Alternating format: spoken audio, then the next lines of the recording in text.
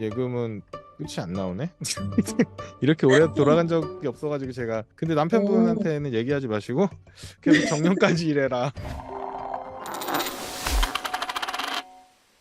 저는 지금 고등학교에서 교사로 재직 중인 51세 여성이고요. 그리고 저희 남편은 55세, 지금 공기업에 다니고 있고요. 그런데 이제 제가 더 이상 이제 교직에 있는 게 쉽지가 않아서 퇴직을 적극적으로 고려하고 있는 상태입니다. 저희한테 이제 변수이자 축복인 아이가 좀 늦게 나와서 초 6학년 아이가 한 명 있거든요. 교육비나 이런 것들을 생각하니까 과연 이게 퇴직이 맞는 건지 궁금해서 여쭤보고 싶습니다. 네네. 지금 수입이 세금 빼고 한 두 분 합쳐서 1,000만 원 정도 네, 되시는 거고, 네네, 지출은 400 정도. 내년에 바로 퇴사를 할 수 있으면 하고 싶다. 네네, 네.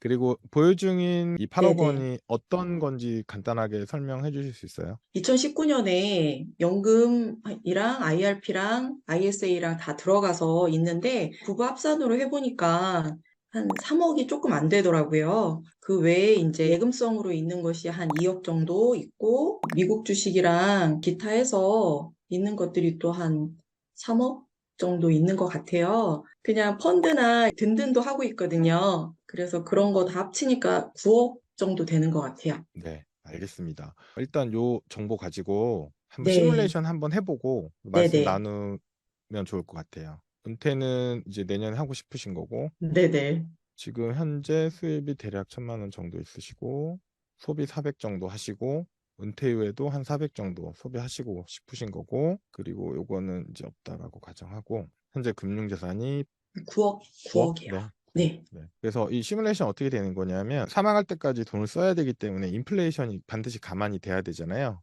네네. 인플레이션은 2.1%로 잡았어요. 네. 그리고 그냥 예금만으로 하게 되면 예금 금리는 3.3%라고 가정했어요. 이것도 과거 23년치 평균값이고요. 자산 배분 투자를 하니까 8% 정도란다라고 가정을 하고 이제 네. 시뮬레이션을 하는 거고, 그러면 얼마나 모아야 되냐 이런 게 계산이 되는 거거든요. 네. 한번 계산을 돌려볼게요. 네, 시뮬레이션 돌아가고 있는데 네. 여기 밑에 보시면 은퇴 후 네. 생활비 총액이라는 게 있는데 네. 400만 원씩 88세까지 쓰시면 26억이 필요해요. 네. 네. 그냥 현금으로 딱 있어야 되는 돈이. 이걸 어떻게 만들 거냐? 예금으로 만들려고 하면 한 달에 지금 400만 원이 넘어가네요. 되게 많이 필요하다는 얘기예요. 네, 금융자산 9억 원도 다 예금으로 돌리고 뭐 이렇게 했을 때를 가정한 거예요. 안 끝날 수도 있겠는데요. 잠시만요. 어, 이게 왜 그러냐면 근로하는 기간이 1년밖에 안 되잖아요. 내년에 폐사면. 네. 9억만 가지고는 안 되니까 이게 되게 많이 돌아가는 거고, 음, 네. 그러니까 되게 많이 저축을 해야 된다는 계산이 되거든요. 네. 아, 예금은 끝이 안 나오네. 이렇게 오래 돌아간 적이 없어가지고 제가 프로그램 좀 와, 개선해야겠네요.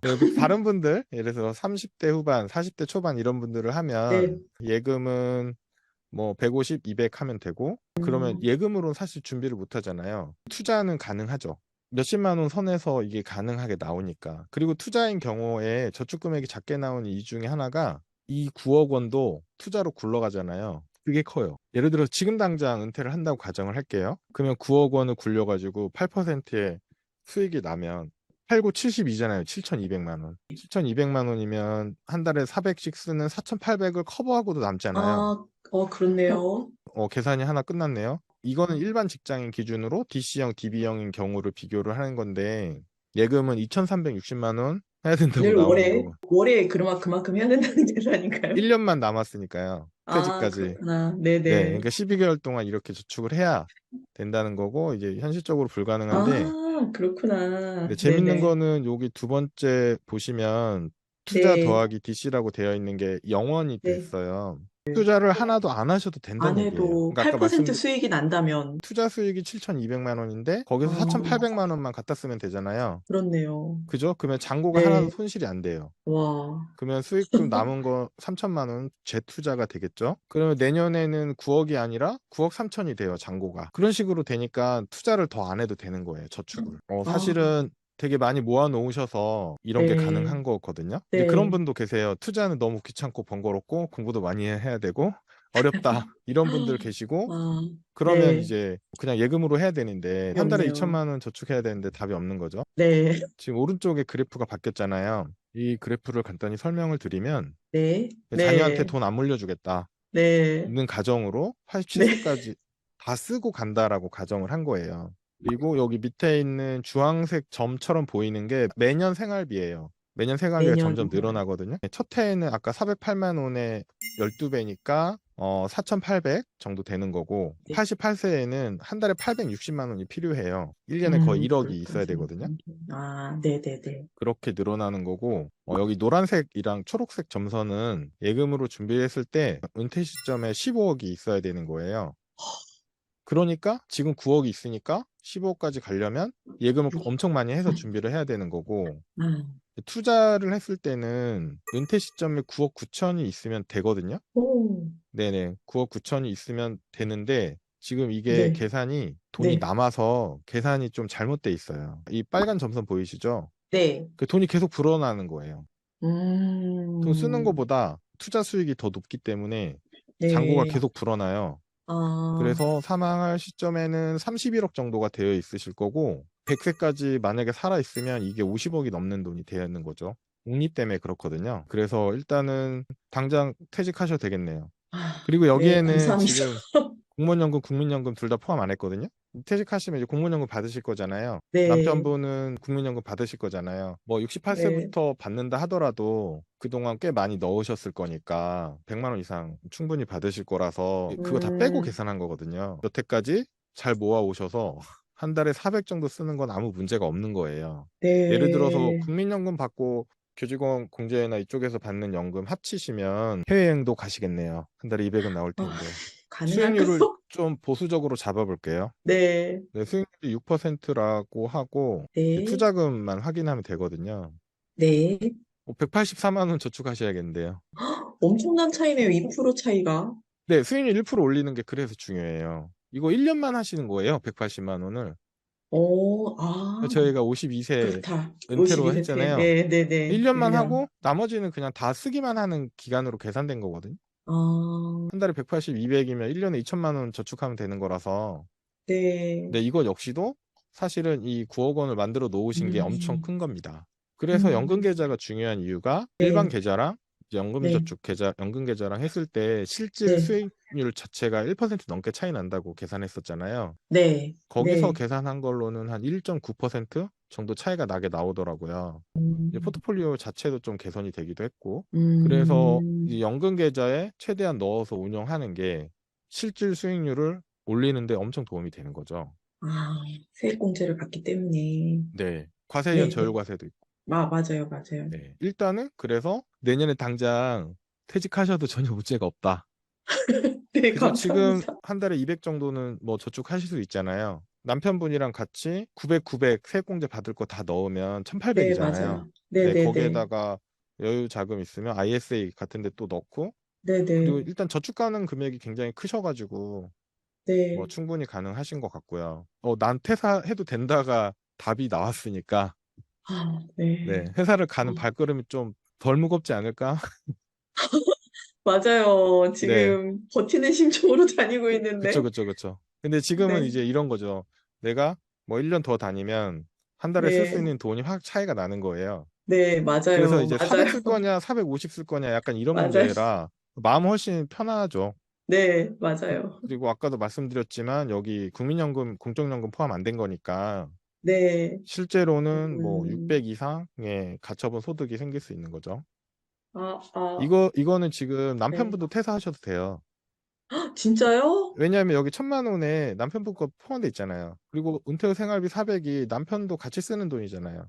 아, 그렇죠. 그러니까 예. 남편분도 내년에 퇴사해도 된다는 가정이 들어간 거예요. 아, 그렇구나. 네. 근데 오, 남편분한테는 얘기하지 마시고 계속 정년까지 일해라 네. 하시면 네, 되게 여유로워지는 거죠. 네. 아유, 뭐. 관건은 수익률이네요. 네, 저는 제가 이제 8%를 기준으로 이제 하는 이유가 저 정도는 네, 나올 수 있다라는 네, 가정이고 예를 들어서 네. 수익률이 7% 정도라도 나머지 네. 1%는 세액공제나 이런 걸로 보충이 음, 된다라는 거고, 음, 어차피 이제 단기적으로는 뭐 답이 없지만 네. 중장기적으로는 뭐 충분히 그 정도 수익률이 나온다라고 저는 생각하고, 음, 여기서 예를 들어서 남편분이 퇴직하는 시점이 더 늦으니까 은퇴 나이를 네. 좀 조정하면 이게 확 줄어들어요. 아, 네. 그래요? 그렇겠죠. 실제로 네. 20대 후반이나 30대 초반인 분들 같은 경우에는 네. 60세까지 하면 30년을 일하고 30년을 쓰게 되거든요. 네. 그분들은 DC만 굴려도 노후 자금이 준비돼요. 30년의 투자 기간이 있어서. 와, 근데 추가 저축을 좋네요. 거의 뭐 5만 원, 10만 원만 해도 되게끔 나오거든요. 아, 네. 그리고 역시 시간의 힘이네요. 제가 얘기하는 도중에 네. 은퇴 나이를 55세로 해서 시뮬레이션 해봤어요. 네. 두 분 다 55세를 은퇴한다고 하면 투자는 6%로 해서 영원은 맞네요. 두 분 다 관두셔도 되는 거잖아요. 그러네요. 네네네. 관두시고 네. 여행 다니셔도 될 것 같은데 일단 자녀 네. 때문에 안 되겠네요. 네. 네. 자녀분이 자랄 때까지는 어우, 너무 좋네요. 그래도 이렇게 되게 숨통이 막히는 하루하루였는데 어느 순간부터 적절하게 쓰는 게 더 스트레스 받더라고요. 맞아요. 그 일본의 노인들이 뭐 네. 재산이 뭐 몇 억씩 갖고 있는데 한 푼도 안 쓰고 있다가 이제 굶어 네. 죽는데요. 근데 죽은 다음에 보면 통장에 막 몇 억씩 갖고 있는 거예요. 근데 그게 와, 딱 그런 심정이거든요. 이 돈은 허물면 안 될 것 같은 거예요. 그래서 그럴 것 언제 죽을지 같아요. 모르고 미래에 대한 시뮬레이션이 전혀 안 되니까 음, 정말 최소한의 금액만 찾아 쓰다가 이제 그냥 돌아가시는데, 이제 돌아가신 아, 다음에 이제 정리를 해보니 뭐 10억, 20억의 잔고가 있었다. 이런 것들이 음. 나오거든요. 이걸 해보니까 좋은 네. 점이 제가 한 달에 얼마를 써도 되는지에 대해서 윤곽이 잡히니까 좋네요. 결과론 적이지만 어쨌거나 네, 지금 시점에서 봤을 때는 뭐 충분히 모아 오셨고 당장 은퇴하셔도 되겠다. 그런 음, 결론이 나오네요. 지금 선생님 같은 경우에는 최소한 몇 년 동안은 투자를 해오셨고, 네. 그렇기 때문에 금융 투자의 수익으로도 충분히 가능하지 않을까라고 생각이 듭니다. 근데 참 이게 자산 배분을 하고는 있는데, 수익이 잘 안 참, 나시죠? 네. 아니, 그래도 코로나 직전에 그래도 시작을 해가지고 그래도 좋았는데 작년에 바쁘다 보니까 일하다 보니까 저의 가장 큰 단점은 이제 리밸런싱을 한 달에 한 번 제대로 못했다는 게 작가님의 책에서 받은 대로 그냥 운영을 하다 보면 수익률이 별로 이제 높지 않으니까 자꾸 제가 나름대로 뭔가 더 빼기도 하고 넣기도 하고 뭐 퍼센테이지를 바꾸기도 하고 막 이러다 보니까 자꾸 그 퍼센트를 유지하는 게 쉽지가 않더라고요. 이제 그런 맞습니다. 단점이 있기 때문에 그런 결과가 나온 것 같기도 해요. 네, 그런 것도 있어요. 그 어떤 네, 분들은 이제 제 책에 나온 걸 참고는 하는데 네, 과감하게 본인의 의향대로 신흥국 싹 빼고 그냥 미국 주식으로 다 채워 넣는 경우도 있고 네, 나스닥으로 그냥 꽉 채워 넣는 경우도 있어요. 네, 그 저보다 수익률 좋아요. 네, 지금은 당연히 그렇게 그렇겠죠. 네. 그래서 그런 분들은 이제 본인이 그렇게 의사결정하고 하는 거는 뭐 제가 말릴 수는 없고, 이제 그런 거를 제가 그렇게 추천하지 않는 이유는 네, 왜냐하면 처음부터 포트폴리오를 만들 때 네, 그런 리스크를 이제 감안을 해서 이제 설계를 한 거라서, 네, 그런 식의 포트폴리오를 하게 되면 되게 위험해질 수 있어요. 네, 맞아요. 네, 이렇게 그렇습니다. 가는 게 맞는 것 같기는 한데 수익률 6%가 참 쉽지는 않겠다는 생각은 드네요. 예를 들어서 자산 배분 투자라는 것에 들어가는 네, 건 그 포트폴리오만이 아니거든요. 투자 시간, 기간이 무조건 같이 예, 들어가야 시간, 돼요. 예, 예. 네.